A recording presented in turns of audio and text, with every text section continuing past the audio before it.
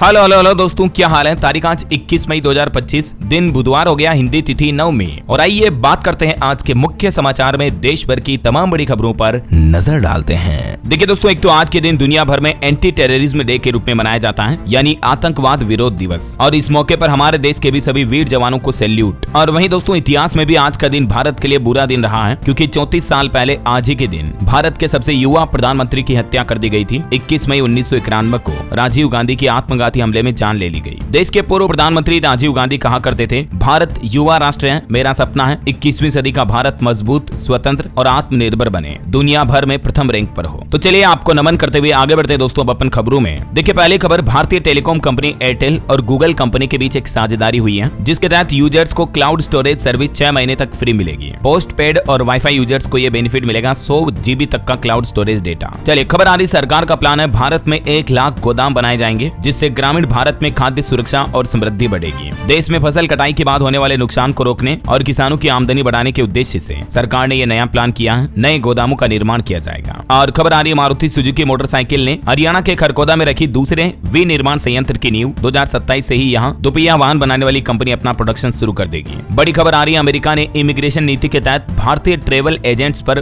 Visa पर प्रतिबंध लगा दिया है। अमेरिकी विदेश विभाग के प्रवक्ता की तरफ से इस संबंध में नोटिस जारी किया गया। चलिए अगली खबर देखिए दोस्तों, टाइम मैगजीन ने पहली बार जारी की दुनिया के टॉप 100 परोपकारियों की लिस्ट, जिसमें अंबानी परिवार के भी 2 लोग शामिल हुए हैं। भारत के लिए बड़े गर्व की बात है कि भारत की शख्सियत भी इस लिस्ट में शामिल हुई। दुनिया के 100 सबसे परोपकारियों में मुकेश अंबानी और नीता अंबानी शामिल हैं। इसके अलावा अजीम प्रेमजी और निखिल कामत को भी इसमें जगह मिली है। इस लिस्ट को 4 कैटेगरी में बांटा गया है, जिसमें दशकों से दान करने वाले लोगों के नाम भी शामिल हैं। मतलब जो दुनिया भर से ऐसे लोग जो दान धर्म करते हैं, समाज सेवा करते हैं, ऐसे परोपकारियों की ये लिस्ट है टाइम 100 फिलैंथ्रोपी 2025। और इस टाइम मैगजीन के मुताबिक अंबानी दंपति ने साल 2024 में 407 करोड़ रुपए का दान किया और वे भारत के सबसे बड़े डोनर्स में शामिल हुए हैं। रिलायंस फाउंडेशन के जरिए भी करोड़ों लोगों तक मदद पहुंची। चलिए अगला अपडेट देखिए, मध्य प्रदेश में जल्द ही शुरू होगी कर्मचारियों के लिए कैशलेस स्वास्थ्य बीमा योजना। इस योजना के तहत कर्मचारियों और उनके आश्रितों को कैशलेस मेडिकल ट्रीटमेंट की सुविधा मिलेगी और प्रदेश के 7 लाख से भी ज्यादा सरकारी कर्मचारियों को स्वास्थ्य बीमा का लाभ भी मिलेगा। चलिए बड़ी खबर देखिए, छुट्टियों में देश भर में सरकारी व प्राइवेट स्कूलों में भारतीय भाषा समर कैंप का आयोजन होगा। मातृभाषा के अलावा अन्य भाषाएं, अन्य लैंग्वेज भी बच्चों को सिखाई जाएगी। केंद्रीय शिक्षा मंत्री धर्मेंद्र प्रधान की तरफ से ये नई पहल शुरू की गई है। मतलब इस बार की गर्मी की छुट्टियों में देश भर में समर कैंप आयोजित होंगे, जिसमें स्टूडेंट्स को दुनिया भर की और भारत की अलग अलग भाषाएं सिखाई जाएगी। ये मतलब इस बार शिक्षा विभाग की तरफ से प्लान तय किया गया है देश भर के सभी राज्यों में, है ना। अच्छा, इसके अलावा शिक्षा मंत्रालय की एक और पहल देखिए, स्कूलों के सिलेबस में होगा आकाश और ब्रह्मोस मिसाइलों की सूर्य गाथा का गुणगान भी। बैगलेस डे में बच्चे जानेंगे इनकी खासियत। शिक्षा मंत्रालय ऑपरेशन सिंदूर के तहत ब्रह्मोस और आकाश मिसाइलों की सूर्य गाथा को स्कूली पाठ्यक्रम यानी एजुकेशन सिलेबस में शामिल करने की भी तैयारी कर रहा है। ये पहल भी चंद्रयान की सफलता की कहानी के जैसे ही दर्ज होगी। इसका उद्देश्य है कि छात्रों को इन मिसाइलों की ताकत और भारत की रक्षा क्षमताओं के बारे में अवगत कराना और डिफेंस के क्षेत्र में शोध के प्रति बच्चों का रुझान बढ़ाना, है ना। वैसे ऑपरेशन सिंदूर में भारत के पुराने एयर डिफेंस सिस्टम का भी दम देखने को मिला। पाकिस्तान के ड्रोन नष्ट करने में एक्सपर्ट रहा पिचोरा भी है, जो 40 किलोमीटर दूर टारगेट को निशाना बनाने में सक्षम है। समर इंडियन आर्मी की तरफ से भारत के स्वदेशी डिफेंस हथियारों की भी डिटेल जारी की, जिनका पाकिस्तान के खिलाफ बखूबी इस्तेमाल किया गया। और वहीं खबर देखिए दोस्तों, भारत माता की जय जयकार के नारे लगे। अटारी बॉर्डर पर आखिरकार 12 दिन बाद फिर से भारत पाकिस्तान के बीच रिट्रीट सेरेमनी का आयोजन हुआ। देशभक्ति गीतों पर झूमे सैलानी। हालांकि दोनों देशों के बीच के गेट नहीं खोले गए। अटारी वाघा बॉर्डर पर ऑपरेशन सिंदूर के बाद ये पहली बार रिट्रीट सेरेमनी हुई। भारतीय गैलरी में तो भीड़ नजर आई, लेकिन पाकिस्तान की जगह खाली देखी गई। न गेट खुले न ही हैंडशेक हुआ। पाकिस्तान पर ऑपरेशन सिंदूर एयर स्ट्राइक के बाद इसे 7 मई को बंद कर दिया गया था, तो अभी बीते दिन वापस इस सेरेमनी का आयोजन हुआ। वहीं खबर देखिए, हमारे विदेश सचिव मिस्री ने लगातार दूसरे दिन ब्रीफिंग दी। 3 डेलीगेशन को ऑपरेशन सिंदूर पर जानकारी भी दी। चलिए अगला अपडेट देखिए दोस्तों, सुप्रीम कोर्ट में वक्फ कानून पर आज फिर से सुनवाई होगी। सुप्रीम कोर्ट ने कहा कि अंतरिम राहत के लिए मजबूत मामला पेश करने की जरूरत है। वैसे तो वक्फ कानून के खिलाफ दर्ज याचिकाओं पर सुप्रीम कोर्ट में बीते दिन भी सुनवाई हुई और इस सुनवाई के दौरान मुस्लिम पक्ष बोला कि बदलाव अगर लागू हुए तो नुकसान की भरपाई नहीं होगी। कोर्ट ने कहा कि राहत के लिए मजबूत दलीलें लाई है। तो वहीं इधर केंद्र सरकार ने भी अपना पक्ष रखा और इन 3 अहम मुद्दों पर रोक लगाने की मांग की, जिसमें कहा कि एक तो कोर्ट द्वारा वक्फ घोषित संपत्तियों को सुनवाई के दौरान वक्फ की सूची से हटाया नहीं जाना चाहिए। संशोधित कानून में प्रावधान है कि जब कलेक्टर संपत्ति के सरकारी होने या नहीं होने की जांच कर रहा हो, तब तक उसे वक्फ न माना जाए और इस नियम को लागू न किया जाए। तीसरा, वक्फ बोर्ड और सेंट्रल वक्फ काउंसिल के सभी सदस्य मुस्लिम ही होने चाहिए। केवल जो पद के कारण सदस्य बनते हैं वे अपवाद हो सकते हैं। तो सुप्रीम कोर्ट का कहना कि इन 3 मुद्दों पर रोक लगे ऐसा। वहीं इधर उत्तर प्रदेश में मुस्लिम पर्सनल लॉ बोर्ड का कहना कि वो फिर से वक्फ संशोधित कानून के खिलाफ आंदोलन शुरू करेगा। इसकी रूपरेखा भी बनाई बनाई गई है और पूरे देश में इससे जुड़े आंदोलन होंगे। और इस संबंध में हैदराबाद में 22 मई को महिलाओं के लिए एक जनसभा भी होगी और भी अलग अलग राज्यों में अलग अलग तारीखें तय की गई है। और वहीं दोस्तों पश्चिम बंगाल के मुर्शिदाबाद में जो हिंसा हुई थी उस मामले को लेकर भी कलकत्ता हाईकोर्ट की तरफ से गठित जांच समिति ने कुछ गंभीर खुलासे किए हैं, जिसमें पता चला कि मुर्शिदाबाद में एक टीएमसी नेता ने हिंसा कराई थी। इस हिंसा में 113 घरों को नुकसान हुआ, कई दुकानें जलाई गई। अब हाईकोर्ट कमेटी ने पश्चिम बंगाल पुलिस पर भी सवाल उठाए। चलिए अगला अपडेट देखिए दोस्तों, उत्तराखंड के मदरसों में पढ़ाया जाएगा ऑपरेशन सिंदूर। मदरसा बोर्ड की तरफ से यह फैसला लिया गया है। मदरसा बोर्ड अध्यक्ष बोले कि बच्चे सेना के पराक्रम और इतिहास को जानेंगे। ये वाकई में बहुत ही अच्छी पहल है। देश भर के स्कूलों में भी सरकार ये शुरू करने जा रही है ना। चलिए खबर आ रही है पाकिस्तान के साथ ही अजरबैजान और तुर्कियों से अब भारतीयों ने दूरी बना ली है। दोनों देशों के वीजा आवेदन में 42% तक की गिरावट देखी गई। तुर्की की जगह अब भारतीय थाईलैंड और वियतनाम जा रहे घूमने के लिए। और टेक न्यूज से खबर देखिए दोस्तों, गूगल का एनुअल इवेंट I/O 2025 शुरू हो चुका है। इस बार आर्टिफिशियल इंटेलिजेंस पर फोकस रहेगा। कंपनी का कुछ स्मार्ट फीचर्स और टूल्स भी पेश किए जाएंगे। वहीं देखिए बड़ी खबर, बांग्लादेश में एलन मस्क का सैटेलाइट वाला स्टारलिंक इंटरनेट शुरू हुआ। केबल और फाइबर की जरूरत नहीं पड़ती इसमें। 3000 रुपए में 300 MBPS की स्पीड और अनलिमिटेड डेटा मिलता है इसके प्लान में। और मौसम के हालातों पर खबर देखिए, कर्नाटक राज्य में इतनी भारी बारिश हो रही है 8 लोगों की जान चली गई। बंगलुरु में 500 घर डूब गए। महाराष्ट्र में भी एक इमारत का स्लैब ढहा जिसमें 4 लोगों की जान चली गई। हालांकि राजस्थान समेत कुछ राज्यों का पारा तो 47 डिग्री तक चल रहा है। गर्मी के हालातों के बीच कई राज्यों में भारी बारिश, बाढ़ जैसे हालात भी देखने को मिल रहे हैं। आगे बताऊंगा मैं आपको और मौसम समाचार विस्तार से। फिलहाल देखिए अगला अपडेट, एक श्रद्धांजलि। परमाणु साइंटिस्ट MR श्रीनिवासन का निधन हो गया। होमी भाभा के साथ न्यूक्लियर रिएक्टर अप्सरा बनाया। तीनों पद्म सम्मान भी मिले हुए हैं इन्हें। बीते दिन 20 मई को तमिलनाडु के ऊटी में ये अपनी अंतिम सांस लिए। 95 साल इनकी उम्र थी। और इनके अलावा एक और प्रख्यात वैज्ञानिक का भी पुणे में निधन हो गया, डॉक्टर जयंत नार्लिकर। राष्ट्रपति मुर्मू और PM मोदी ने भी इनके निधन पर शोक व्यक्त किया। चलिए हाईकोर्ट का एक बड़ा फैसला देखिए, अगर ईसाई कानून के मुताबिक किसी ने शादी की तो फिर SC का दर्जा खत्म हो जाएगा। मद्रास हाईकोर्ट ने एक केस की सुनवाई करते हुए कहा कि मर्जी से अपना धर्म छोड़ा तो फिर आरक्षण का फायदा नहीं मिलेगा। जो मतलब SC ST का रिजर्वेशन मिलता है ना, अगर धर्म बदलकर शादी कर ली तो फिर आरक्षण का हकदार नहीं होगा। ये हाईकोर्ट की तरफ से अहम फैसला सुनाया गया है ना। और वहीं देखिए रक्षा मंत्री राजनाथ सिंह ने एक संबोधन में कहा कि सेना ने आतंकियों का जड़ से सफाया किया। पाकिस्तानी सेना को घुटनों पर लाए इंडियन जवान। सुधांशु त्रिवेदी भी बोले कि ये युद्ध का अल्प विराम है। वहीं खबर है दोस्तों, बिहार के यूट्यूबर मनीष कश्यप अस्पताल में भर्ती हुए। PMCH में उनके साथ मारपीट हुई थी। डॉक्टर बोले कि सीने में ज्यादा दर्द है, सांस लेने में परेशानी के चलते अभी वो ऑक्सीजन पर है। हम जल्द उनके स्वस्थ होने की कामना करते हैं। और हरियाणा गुरुग्राम में देखिए एक बड़ा हादसा हो गया। 3 मंजिला फर्नीचर शोरूम में आग लग गई। हालांकि गनीमत रही कि कोई जनहानि नहीं हुई। और वहीं देखिए जम्मू पहलगाम हमले में मरने वालों को शहीद का दर्जा दिया जाए, इस संबंध में पंजाब हरियाणा हाईकोर्ट में एक याचिका लगाई गई। लेकिन हाईकोर्ट ने इस याचिका को खारिज करते हुए कहा कि ये काम सरकार का है। एक लेफ्टिनेंट समेत 26 लोगों की मौत हुई थी, आपको पता होगा इस घटना में। तो हाईकोर्ट ने इस जनहित याचिका को खारिज कर दिया। और इधर देखिए कर्नाटक में राहुल गांधी बोले वादे पूरे किए। PM ने कहा था नहीं कर पाएंगे लेकिन करके दिखाए। 1 लाख लोगों को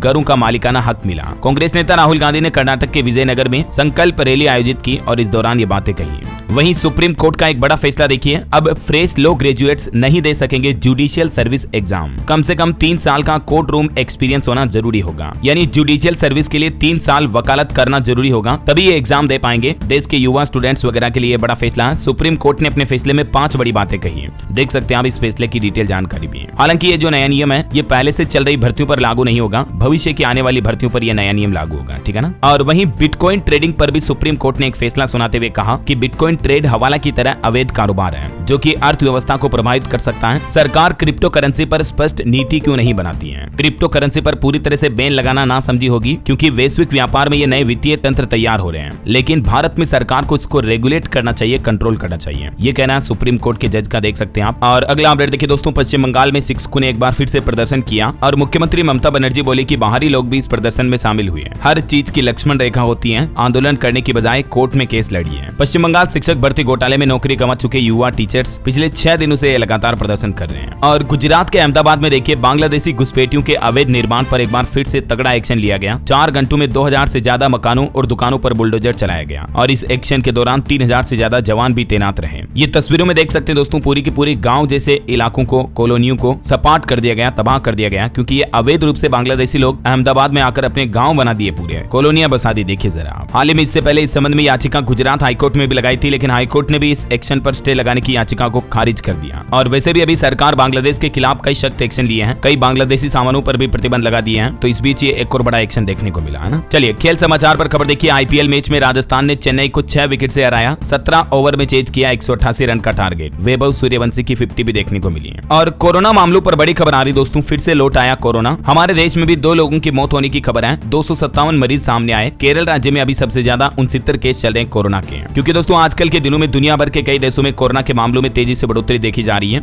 और खास तौर पर हांगकांग और सिंगापुर में मामले बहुत ज्यादा बढ़े हैं। इस बीच हमारे स्वास्थ्य मंत्रालय का भी कहना कि भारत में तो स्थितियां नियंत्रण में है। समीक्षा बैठकें भी आयोजित की जा रही है। सिंगापुर में तो अभी कुछ ही दिनों में 14,000 नए मामले सामने आए सिर्फ इस महीने मई में ही। और भारत में भी अब कोरोना रिटर्न हो चुका है। कुछ राज्यों में ज्यादा केस होने के चलते स्वास्थ्य विभाग ने अलर्ट भी जारी किया। भारत में बीते 7 दिन में 93 मरीज मिले। केरल में सबसे ज्यादा 69 केस हैं। पूरे एशिया महाद्वीप में कोविड-19 मामलों में बढ़ोतरी देखी जा रही है। ऐसे में कई एक्सपर्ट इस बात को लेकर भी चिंता जता रहे हैं कि क्या फिर से कोरोना की एक नई लहर आ रही है। अभी जो कोरोना वायरस संक्रमण फैल रहा उस वेरिएंट का नाम है JN.1 और ये कोरोना के पहले ओमिक्रॉन वाले वेरिएंट का ही म्यूटेंट वर्जन है। तो इस बारे में अगर आप डिटेल जानकारी देखना चाहते हैं तो मैंने DLS न्यूज चैनल पर कल एक वीडियो डाला था अलग से, ये देख लीजिएगा आप। और हमारे भारत में मुंबई में 2 कोरोना पॉजिटिव की मौत होने की खबर है। हालांकि डॉक्टरों का कहना है कि पुरानी बीमारी से उन लोगों की जान गई। सिंगापुर में संक्रमण के 3,000 और नए मामले भी सामने आ चुके हैं। तो सावधान रहें। कुल मिलाकर दोस्तों भीड़ भाड़ वाली जगहों पर जाने से बचें और मास्क वगैरह का इस्तेमाल करें, है ना। बहरहाल अभी तो कुछ और महत्वपूर्ण और काम की खबरें देखेंगे अपन, लेकिन फिलहाल वक्त तो चला है आज के ताजा मौसम समाचार जानने का।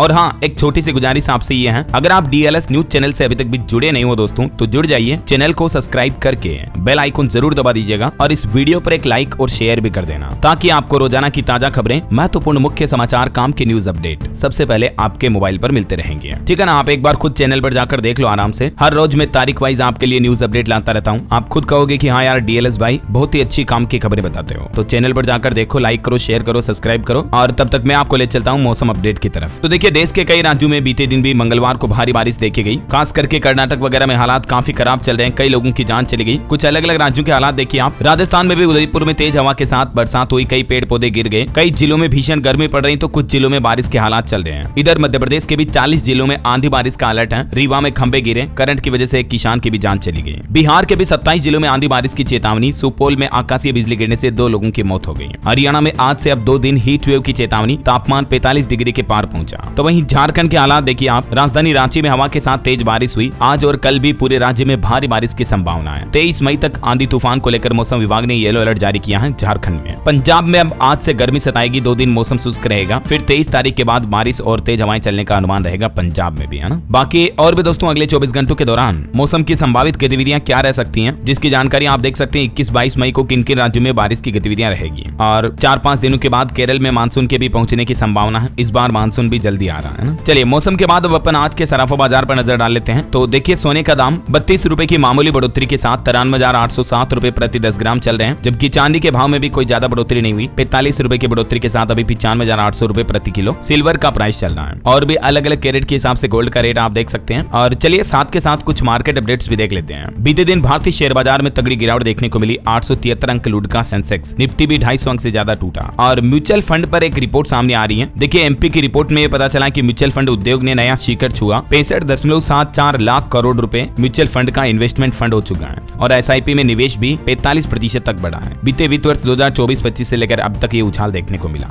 और रेलवे की तरफ से एक नया मोबाइल ऐप लॉन्च किया गया। मैंने आपको बताया था स्वरेल करके ऐप। इसमें आप टिकट बुकिंग से लेकर खाना ऑर्डर करने तक सब एक ही जगह से कर पाएंगे। IRCTC के मोबाइल ऐप से ये थोड़ा अलग है। इसमें यात्रियों को कई सुविधाएं भी मिलेगी। इस ऐप का इंटरफेस कुछ यूं होगा। आप गूगल प्ले स्टोर या एप्पल ऐप स्टोर पर इसको डाउनलोड कर सकते हैं। इसमें ट्रेन टिकट से लेकर ट्रेन का लाइव स्टेटस चेक करने तक एक ही मोबाइल ऐप पर आपको रेलवे की सारी सेवाएं मिल जाएगी। लाइव ट्रैकिंग और रेलवे से संबंधित कोई शिकायत करनी है तो ये सुविधा भी उपलब्ध होगी। इस ऐप के बेसिक फीचर्स क्या होंगे देख सकते हैं आप। और निवेशकों के लिए भी खबर आ रही है। केडिला, श्री लोटस डेवलपर समेत 7 कंपनियों के IPO को सेबी से हरी झंडी मिल चुकी है। 3,000 करोड़ रुपए जुटाने की प्लानिंग है इन कंपनियों की। चलिए अगला अपडेट देखिए। जिनेवा में 78वीं विश्व स्वास्थ्य सभा का आयोजन हुआ और इस बार इस सभा की थीम रखी गई है वन वर्ल्ड फॉर हेल्थ। इस सभा में PM मोदी भी बोले कि सबसे बड़ा स्वास्थ्य नेटवर्क भारत के पास है। आयुष्मान योजना से 580 मिलियन लोगों को मुफ्त इलाज मिला। PM मोदी ने भी इस सभा के 78वें सत्र को संबोधित किया। चलिए अगली खबर आ रही है। UPI यूजर्स के लिए बड़ी खुशखबरी। अब ऑनलाइन पेमेंट करने पर मिलेगा तगड़ा कैशबैक। दरअसल सरकार UPI लेनदेन को बढ़ावा देने के लिए एक नई योजना पर काम कर रही है, जिसके तहत अब अगर आप जैसे 100 रुपए का सामान खरीदते हैं तो UPI पेमेंट करने पर आपको 98 रुपए ही चुकाने पड़ सकते हैं। मतलब 1.5-2% तक का कैशबैक मिलेगा आपको अलग अलग तरह की ऑनलाइन खरीदारी पर भी। NPCI मिलकर इस योजना पर काम कर रहा है और मीडिया रिपोर्ट्स के मुताबिक इसी महीने ये योजना शुरू हो सकती है। और युद्धाभ्यास पर खबर आ रही है। चीन के करीब असम के जंगलों में भारतीय सशस्त्र बलों ने दिखाई अपनी ताकत। सीमा पर गरजेंगे सुखोई विमान भी। कल से ये युद्धाभ्यास शुरू हो चुका है, जो कि 31 अगस्त तक चलेगा। असम अरुणाचल प्रदेश की सीमा के पास जंगलों में। वही खबर है गुजरात में 22 मई को आयोजित होगा स्वागत कार्यक्रम मुख्यमंत्री भूपेंद्र पटेल नागरिकों की शिकायतों का निवारण करेंगे। चलिए बड़ी खबर देखिए, सुप्रीम कोर्ट ने देश भर के सभी राज्यों और केंद्र सरकार को निर्देश जारी किया। कहा कि हर जिले में नियुक्त करें संरक्षण अधिकारी और इन अधिकारियों की ये ड्यूटी होगी घरेलू हिंसा पीड़ित महिलाओं की सुरक्षा सुनिश्चित करेंगे। शीर्ष कोर्ट ने उन्हें मुफ्त कानूनी सहायता के अधिकार का प्रचार करने को भी कहा है। वहीं खबर देखिए, जल जीवन मिशन परियोजनाओं का भी अब निरीक्षण किया जाएगा। 4 राज्यों में 100 टीमें भेजेगा केंद्र, जल जीवन मिशन के बारे में लोगों को जागरूक करने और इसके बेनिफिट बताने के लिए। और देखिए, कांग्रेस ने पीएम मोदी पर सवाल करते हुए कहा कि 11 साल में 151 अंतर्राष्ट्रीय यात्राएं की,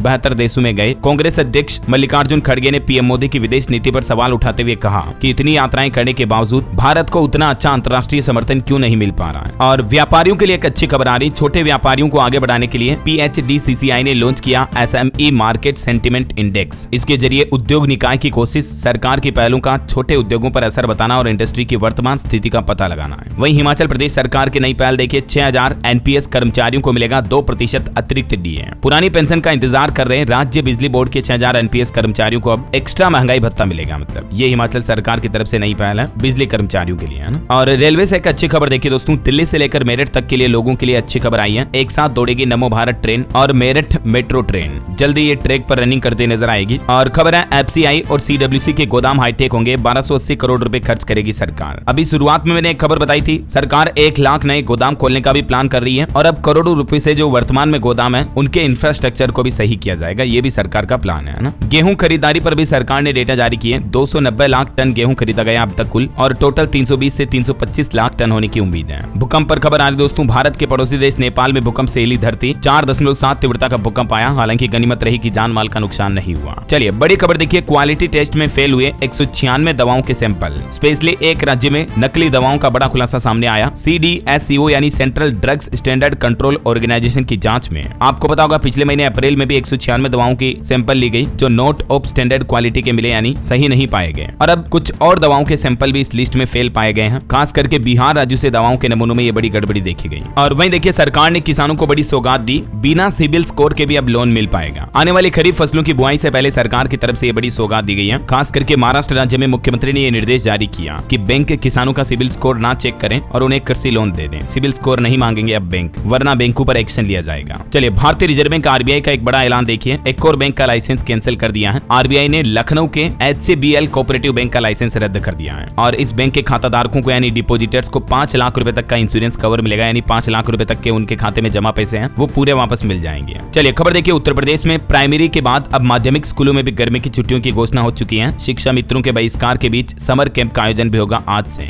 21 मई से प्रदेश भर में समर कैंप लगेंगे, 10 जून तक चलेंगे ये कैंप। और वहीं उत्तर प्रदेश में एक और आदेश जारी हुआ, प्रदेश के सभी जू और लायन सफारी भी 1 सप्ताह के लिए बंद रहेंगे। अभी आपको पता होगा यूपी के कई जिलों में जो बर्ड फ्लू फैल रहा, तो उसके मद्देनजर ये फैसला लिया गया, 27 मई तक ये सभी पार्क वगैरह बंद रहेंगे, है ना। वहीं खबर है, यूपी वाराणसी काशी से तय होगी 4 राज्यों की रणनीति। 24 जून को काशी आएंगे गृह मंत्री अमित शाह और कई बैठकें भी करेंगे। और देखिए, बीते दिन मुख्यमंत्री योगी आदित्यनाथ ने भी कहा कि कल की भगवान का अवतार होगा, ये नए भारत का नया यूपी है। सीएम योगी ने माफिया राज भी खत्म करने का दावा किया। मुख्यमंत्री योगी आदित्यनाथ उत्तर प्रदेश के कासगंज पहुंचे, जहां से उन्होंने पाकिस्तान और विपक्षियों दोनों को जमकर लताड़ा और कहा कि हमने घर में घुसकर मारा है। अब जो माफिया क्राइम करने वाले लोग हैं, अगले चौराहे पर उनका यमराज इंतजार कर रहा होगा और फिर उनका राम राम सत्य हो जाएगा। ये नए भारत का नया उत्तर प्रदेश है। चलिए अगला अपडेट देखिए, दिल्ली में भाजपा सरकार ने की विधायक फंड में भारी कटौती। अब सड़क और स्कूल बनाने के लिए भी मिलेगा इतना MLA लेड, यानी क्षेत्रीय विकास फंड में ये भारी कटौती की गई है। 15 करोड़ को घटाकर 5 करोड़ कर दिया गया है। वहीं दिल्ली में अपना घर आवास योजना 2025 भी लॉन्च हो चुकी है और इस योजना के तहत लोकनायकपुरम, सीरसपुर और नरेला में लोगों को फ्लैट्स मिलेंगे। DDA के द्वारा ये योजना शुरू की गई है, यानी दिल्ली डेवलपमेंट अथॉरिटी की तरफ से।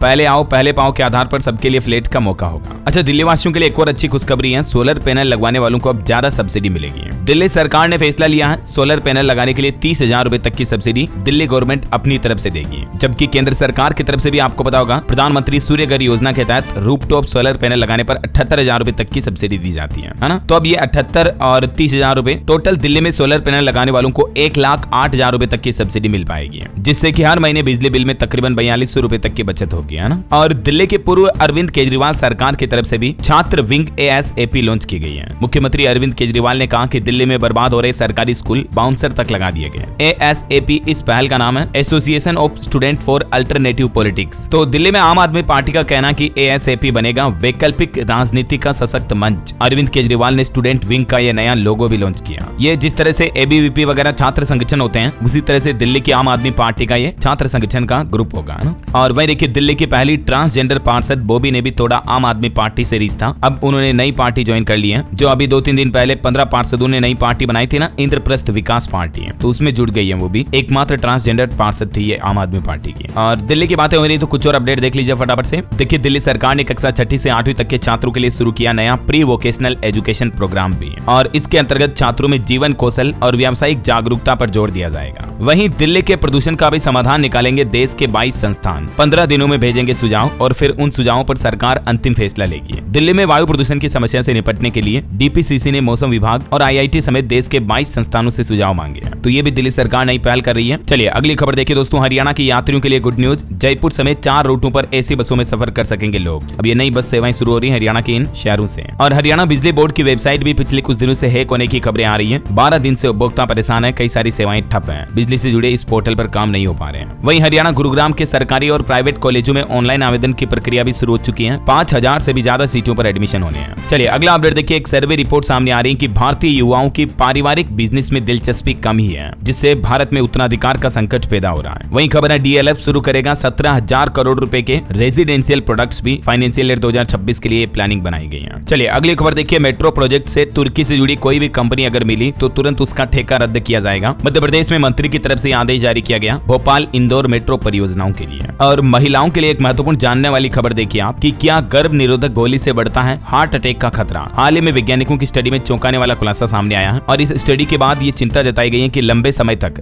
गर्भ निरोधक गोलियों का सेवन करने से महिलाओं में स्ट्रोक और हार्ट अटैक का खतरा बढ़ सकता है। लेकिन वैज्ञानिकों ने अपनी नई स्टडी में पाया, ये अंतर्राष्ट्रीय रिसर्च सामने आई हाल ही में, कि जो नई पीढ़ियां हैं जिनमें हार्मोन की मात्रा कम होती है, उनमें तो ये जोखिम कम पाया जाता है। लेकिन खास करके ऐसी महिलाएं जो गर्भ निरोधक दवाइयों का सेवन तो करती हैं, उसके अलावा जैसे धूम्रपान करने वाली महिलाएं हो गई, या जिन्हें हाई ब्लड प्रेशर या हाई कोलेस्ट्रॉल की प्रॉब्लम है, तो उनके लिए ये और भी ज्यादा खतरनाक हो सकता है। या फिर जिन महिलाओं के परिवार की हिस्ट्री में किसी सदस्य को पूर्व दादा दादियों को हार्ट अटैक का इतिहास रहा है, तो ऐसी महिलाओं के लिए भी जोखिम ज्यादा हो जाता है गर्भ निरोधक दवाओं से हार्ट अटैक आने का। तो इसीलिए अपने हेल्थ का चेकअप करवाएं, डॉक्टर से सलाह लेने के बाद ही इस तरह की दवाओं का सेवन करें, है ना। चलिए टेक न्यूज से खबर देखिए दोस्तों। पेटीएम कंपनी एक नया प्राइवेसी फीचर लेकर आ रही है। अब आप अपने ट्रांजैक्शन को भी छुपा पाएंगे। वहीं सरकारी कर्मचारियों के लिए एक नया यूपीएस कैलकुलेटर जारी किया गया है। एनपीएस ट्रस्ट की तरफ से ये कैलकुलेटर जारी किया गया, देख सकते हैं आप, जहां पर सरकारी कर्मचारी कैलकुलेट कर पाएंगे कि उन्हें उनकी नौकरी के बाद कितनी पेंशन मिलेगी, अभी उनकी सैलरी कितनी है वगैरह वगैरह। ये डेटा फीड करने के बाद आप अपनी पेंशन भी कैलकुलेट कर सकेंगे, है ना। चलिए दिल्ली के लोगों के लिए एक और खुशखबरी आ रही है। हाउस टैक्स में बड़ी राहत मिली है। अब नहीं देना होगा कचरा यूजर चार्ज। दिल्ली नगर निगम की तरफ से कचरा इकट्ठा करने के लिए लगाए जाने वाले यूजर चार्जेस को खत्म कर दिया है। तो हाउस टैक्स में अब ये सरचार्ज टैक्स वगैरह नहीं लगेगा ना। वही देखिए दोस्तों, गृह मंत्री अमित शाह की अध्यक्षता में सहकारी डेयरी क्षेत्र में बड़ी पहल की गई। 3 नई बहुराज्य समितियों की घोषणा की गई है। और आईबी प्रमुख तपन कुमार डेका का कार्यकाल 1 साल और बढ़ाया गया। वहीं करंट अफेयर्स के हिसाब से एक इंपोर्टेंट अपडेट है। माउंट एवरेस्ट फतह करने वाली सीआईएसएफ की पहली अधिकारी बनी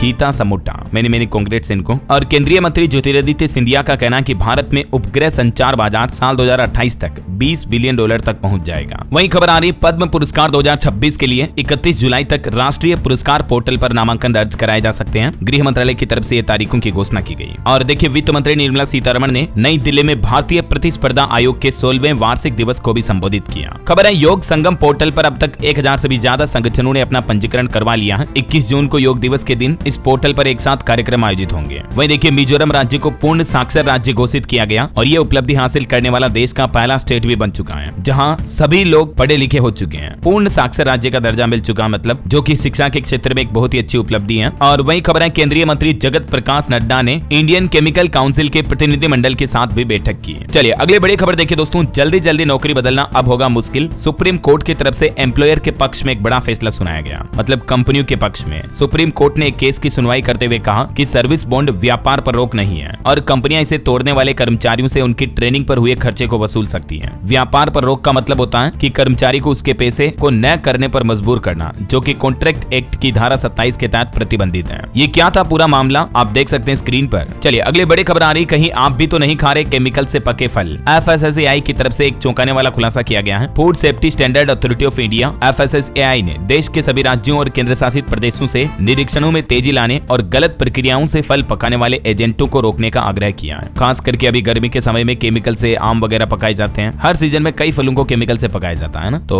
इसके रिगार्डिंग अभी हाल ही में मैंने आपको एक खबर भी बताई थी DLS न्यूज चैनल पर कि किस तरह से आप पहचान वगैरह कर सकते हैं केमिकल से पके फलों की। आप सर्च करना DLS न्यूज मैंगो तो आपको पता चल जाएगा, ठीक है ना। चलिए अगला अपडेट देखिए दोस्तों। त्रिपुरा राज्य ने किसानों को सशक्त बनाने के लिए विकसित कृषि संकल्प अभियान शुरू किया। वहीं भारत ने बांग्लादेश को छोड़कर म्यांमार के रास्ते पूर्वोत्तर के लिए नया समुद्री मार्ग भी तैयार किया। इसका रूट मैप भी आप देख सकते हैं। और एक रिपोर्ट सामने आ रही दोस्तों, हमारे 23 राज्यों में सरकारी स्कूलों में नामांकन में बड़ी गिरावट देखी गई। अब शिक्षा मंत्रालय ने तत्काल प्रभाव से जांच की मांग की है, जिनमें से कुछ प्रमुख गिरावट वाले राज्यों की लिस्ट आप देख सकते हैं। सबसे ज्यादा यूपी, बिहार, राजस्थान में हुई है। और बड़ी खबर आ रही है, 70 कंपनियों ने 23,000 करोड़ रुपए की इलेक्ट्रॉनिक्स कंपोनेंट विनिर्माण योजना के तहत आवेदन किया। वहीं चाइना के दुर्लभ मृदा निर्यात पर प्रतिबंध से भारत की इलेक्ट्रिक वाहन महत्वाकांक्षाओं को खतरा है। और खबर आ रही, चीन और कंबोडिया ने सैन्य संबंधों को बढ़ावा देने हेतु भी गोल्डन ड्रैगन 2025 लॉन्च किया। चलिए अगला अपडेट देखिए। यूट्यूबर ज्योति से NIA की पूछताछ चल रही है। टेरर लिंकिंग की भी जांच हो सकती है। ज्योति के क्लाउड स्टोरेज में रडार और BSF मूवमेंट के वीडियो भी मिले हैं। यूट्यूबर ज्योति ने मध्य प्रदेश उज्जैन में भी वीडियो बनाए थे, लेकिन उनको अपलोड नहीं किया था। पाकिस्तान जासूस के उज्जैन इंदौर कनेक्शन की भी जांच करेगी अब SIT। जासूस ज्योति राजस्थान में पाकिस्तान बॉर्डर तक गई थी। मुनाबाव रेलवे स्टेशन सहित प्रतिबंधित इलाकों का वीडियो भी बनाया था। ज्योति मल्होत्रा को लेकर कुछ और चौंकाने वाले खुलासे सामने आ रहे हैं। एक तो उसने बांग्लादेश वीजा के लिए भी अप्लाई किया था। वहीं ज्योति मल्होत्रा की अब डायरी भी मिली है, उसमें भी पाकिस्तान का प्रेम झलक रहा। 2 पेज में लिखी थी पड़ोसी मुल्क की वाही वाही। डायरी में लिखा था कि पाकिस्तान की आवाम से काफी मोहब्बत मिली है। ये सरहदों की दूरियां पता नहीं कब तक बरकरार रहेगी। और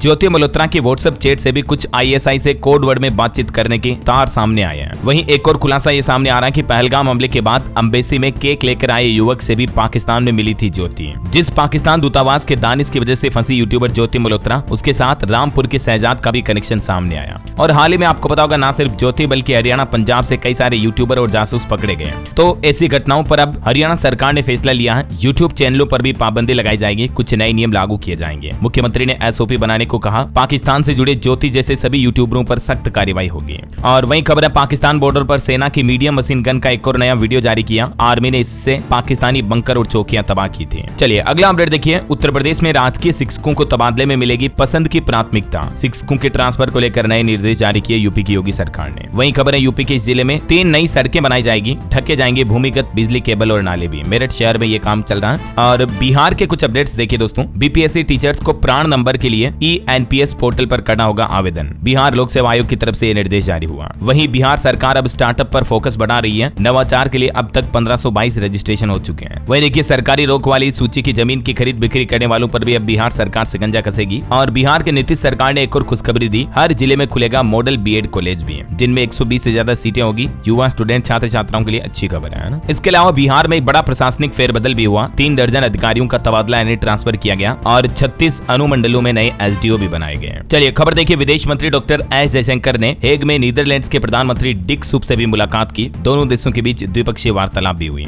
और दिल्ली की मुख्यमंत्री रेखा गुप्ता ने नई दिल्ली के ताल कटोरा स्टेडियम में दिल्ली गेम्स 2025 का उद्घाटन भी किया। चलिए कुछ और स्टेट न्यूज अपडेट देख लेते हैं फटाफट से। देखिए, मध्य प्रदेश में सरकार की नई पहल, सड़क हादसे में घायलों को गोल्डन हावर में मिलेगा मुफ्त इलाज। राष्ट्रीय राजमार्ग पर हादसों के लिए केसलेस सुविधा भी शुरू होगी। जून से ही मध्य प्रदेश में ये नई स्कीम शुरू होने जा रही है। इसके अलावा घायल एक्सीडेंट को अस्पताल पहुंचाने वालों को भी 25,000 रुपए तक का इनाम दिया जाएगा। मध्य प्रदेश के मुख्यमंत्री डॉक्टर मोहन यादव की कैबिनेट बैठक में यह बड़ा फैसला लिया गया है। और जल्दी PM मोदी भी मध्य प्रदेश में इंदौर मेट्रो और दतिया सतना एयरपोर्ट का लोकार्पण करेंगे। बताया जा रहा है कि इसी महीने मई में PM मोदी का दौरा होगा। और भी मध्य प्रदेश की मोहन कैबिनेट बैठक में ये 4 बड़े फैसले लिए गए। देख सकते हैं आप इन फैसलों की डिटेल जानकारी भी। और खबर है, मध्य प्रदेश के 5 शहरों में मिलेगी मेट्रोपॉलिटन अथॉरिटी की सौगात। इंदौर भोपाल का 19,000 वर्ग किलोमीटर का एरिया भी डेवलप किया जाएगा। और इन 5 शहरों में शामिल है इंदौर, भोपाल, जबलपुर, ग्वालियर और उज्जैन। वहीं देखिए, भारत पाकिस्तान बॉर्डर पर सख्ती बढ़ती जा रही है। कार से लाए 12 करोड़ की हीरोइन जब्त हुई राजस्थान में। और राजस्थान में जयपुर दिल्ली के बीच भी सुपर लग्जरी बसें फिर से शुरू होगी। वहीं प्रधानमंत्री नरेंद्र मोदी भी कल 22 तारीख को राजस्थान का दौरा करेंगे। यहाँ 26,000 करोड़ की नई विकास परियोजनाओं का उद्घाटन भी करेंगे। और इस दौरान कल देश भर में 103 अमृत भारत स्टेशनों का भी उद्घाटन करेंगे वर्चुअल माध्यम से, देश भर के अलग अलग राज्यों में, है ना। और देखिए दोस्तों, बीते दिन राजस्थान में एक बड़ी घटना भी हो गई। 68 भैंसों की मौत से 40 परिवार तबाह हो गए। इनमें से ज्यादातर भैंसें गर्भवती थी। दरअसल ये सभी भैंसें एक तालाब में नहाने के लिए गई, लेकिन उस तालाब में करंट फैल गया। 11,000 वोल्टेज की लाइन का तार जा रहा था पास से, तो उस खंबे की वजह से तालाब में करंट फैला। राजस्थान के 12 जिले के जलवाड़ा गांव का ये मामला है। वहीं खबर है, छत्तीसगढ़ शराब घोटाला मामले मामले में रेड डली, 90 लाख रुपए बरामद हुए। दुर्ग भिलाई में 30 से ज्यादा जगहों पर छापेमारी हुई। झारखंड शराब घोटाले पर भी खबर आ रही, आईएएस विनय चौबे और गजेंद्र सिंह को गिरफ्तार किया गया, एसीबी ने कोर्ट में पेश किया। वहीं छत्तीसगढ़ के भी 5 रेलवे स्टेशनों का पीएम मोदी उद्घाटन करेंगे 22 मई को, कल। और देखिए छत्तीसगढ़ सरकार ने आयोग के अध्यक्ष भी बदले, नए सिरे से बांटे गए पद, मुख्यमंत्री विष्णुदेव साय ने दी प्रभार में बदलाव की जानकारी।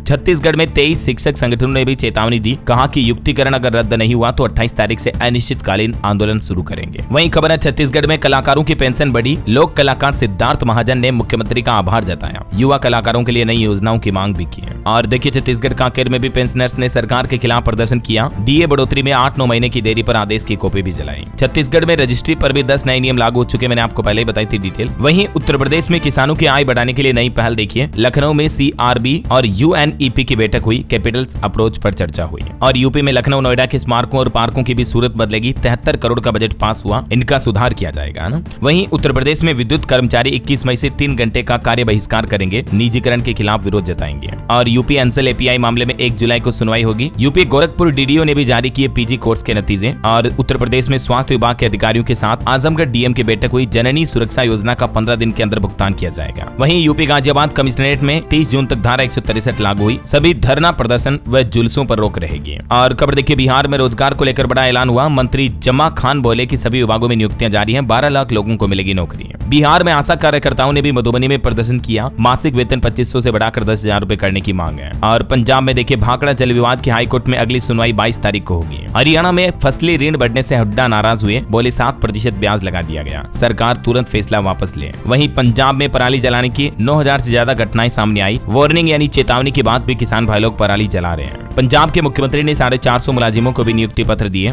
और चंडीगढ़ में पैदल यात्रियों के लिए लगेगी टाइमर लाइट, साइकिलिंग के लिए भी अलग से ट्रैक बनेगा, कैबिनेट बैठक में यह फैसला लिया गया। वहीं हेमकुंड साहिब यात्रा 25 मई से शुरू होगी, 22 तारीख को पंज प्यारों के साथ रवाना होगा पहला जत्था। और चंडीगढ़ के सरकारी स्कूलों में भी आपको फ्री स्पोर्ट्स कोचिंग की फैसिलिटी मिलेगी। ओके, और चलिए दोस्तों कुछ अंतर्राष्ट्रीय न्यूज अपडेट देख लेते हैं फटाफट से। देखिए बड़ी खबर, पाकिस्तान लश्कर ए तैयबा और जैश ए मोहम्मद के सरगनाओं को भारत को सौंपे, इजराइल में भारत के राजदूत जेपी सिंह ने यह मांग की। वहीं अब अफगानिस्तान भी रोकेगा पाकिस्तान का पानी, कुनार नदी पर डैम बना रहा, अफगान के जनरल बोले कि ये पानी हमारा खून है, इसे बहने नहीं देंगे। और खबर है पाकिस्तान में फील्ड मार्शल बने आसिम मुनीर, शहबाज शरीफ कैबिनेट में फैसला हुआ, अयूब खान के बाद ये दूसरे फील्ड मार्शल होंगे। वहीं इधर चाइना की भी हरकत देखिए, पाकिस्तान में चीन बना रहा दुनिया का 5वां ऊंचा डैम, 700 फीट इसकी ऊंचाई होगी, पेशावर को हर दिन 30 करोड़ गैलन पानी सप्लाई होगा इससे। चलिए खबर आ रही, यूरोपीय यूनियन ने भी रूस पर फिर से प्रतिबंध लगाए, 200 रूसी कंपनियां बैन हुई, पुतिन के यूक्रेन शांति वार्ता में शामिल नहीं होने पर यह एक्शन लिया गया। वहीं चाइना सरकार का नया ऑर्डर, चीन में सरकारी पैसे से शराब और सिगरेट नहीं खरीद पाएंगे अधिकारी, फिजूल खर्ची रोकने के लिए सरकार ने आदेश जारी किया। तो इधर इजराइल को ब्रिटेन, फ्रांस और कनाडा इन 3 देशों ने चेतावनी दी, कहा कि गाजा में अगर जंग नहीं रोकी तो हम ठोस कार्रवाई करेंगे। दुनिया के 22 देशों ने गाजा को मदद मुहैया कराने को भी कहा है। तो ये हो गई दोस्तों आज दिन भर की बड़ी खबरें। और चलिए अंत में आज के राशिफल पर नजर डाल लेते हैं। देखिए मेष राशि के लोगों को रुका पैसा मिलने के योग है, और कन्या राशि वालों की भी प्रॉपर्टी की बड़ी डील हो सकती है। और भी कुछ अलग अलग राशियों का राशिफल आप देख सकते हैं स्क्रीन पर।